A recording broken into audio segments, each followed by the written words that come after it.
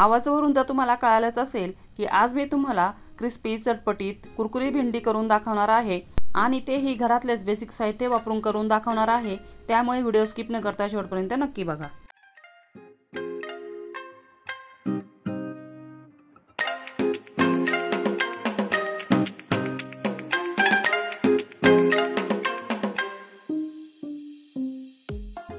सगळ्यात अगोदर आपल्याला घ्यायची आहे ताजी कोवळी अर्धा किलो भेंडी आणि ही भेंडी आपल्याला 3 ते 4 पाण्याने स्वच्छ धुवून घ्यायची आणि त्यानंतर कॉटनच्या कापडाने स्वच्छ पुसून घ्यायची आहे।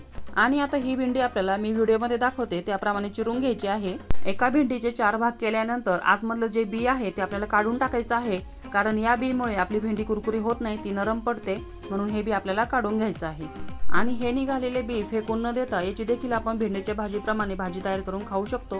ती देखील भाजी खूप छान लागते। तुम्ही कधी ट्राय केली नसेल तर एकदा नक्की ट्राय करून बघा। अशा प्रकारे सर्व भेंडी कट केल्यानंतर ही भेंडी आपल्याला एका बाउलमध्ये काढून साईडला ठेवून द्यायची आहे। आता आपण या भेंडीसाठी एक मसाला तयार करणार आहोत, तर त्यासाठी एका बाउलमध्ये आपल्याला 3 चमचे एवढं कॉर्नफ्लोअर घ्यायचं आहे आणि त्यानंतर त्याच चमच्याने 2 चमचे एवढं डाळीचं पीठ घ्यायचं आहे, अर्धा चमचा हळद, 1 चमचा काश्मीरी लाल मिरची पावडर, 1 चमचा धनेपूड, अर्धा चमचा जिरेपूड, अर्धा चमचा आमचूर पावडर आणि तिखटपणासाठी आवडीनुसार लाल तिखट आणि चवीनुसार मीठ टाकायचं आहे आणि त्यानंतर आपल्याला हे चमच्याने मिक्स करून घ्यायचं आहे।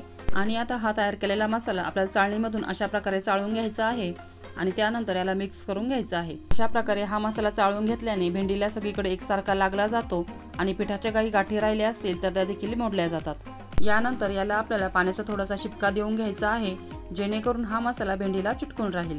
इथे माझ्याकडनं तो व्हिडिओ स्किप झालेला आहे। तेल गरम झाल्यानंतर गॅसची फ्लेम आपल्याला मीडियम करायची आहे आणि मी व्हिडिओमध्ये दाखवते तशा प्रकारे भेंडी आपल्याला या तेलामध्ये पसरून घालायची आहे आणि एका वेळेस जेवढी भेंडी कढईमध्ये बसेल तेवढीच भेंडी आपल्याला तेलामध्ये घालायची आहे। भेंडी तेलामध्ये घातल्यानंतर लगेचच आपल्याला पलटी करायची घाई करायची नाही। 1 ते 2 मिनिट आपल्याला मीडियम फ्लेमवर तळू द्यायचं आहे आणि त्यानंतर याला आपल्याला पलटी करून घ्यायचं आहे।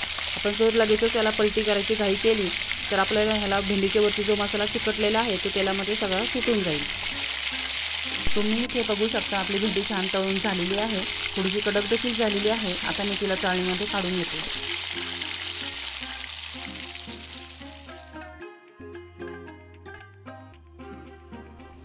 हे बघा, अशाच प्रकारे मी राहिलेली भेंडी देखील तळून घेतलेली आहे। आवाजावरूनच तुम्हाला कळालं असेल की आपली भेंडी किती क्रिस्पी आणि कुरकुरीत तयार झालेली आहे। एकदा तरी तुम्ही ही रेसिपी नक्की ट्राय करून बघा आणि व्हिडिओ आवडला असेल तर व्हिडिओला लाईक, शेअर आणि चॅनलला सबस्क्राईब नक्की करा। व्हिडिओ शेवटपर्यंत बघितल्याबद्दल सर्वांचे अगदी मनापासून धन्यवाद।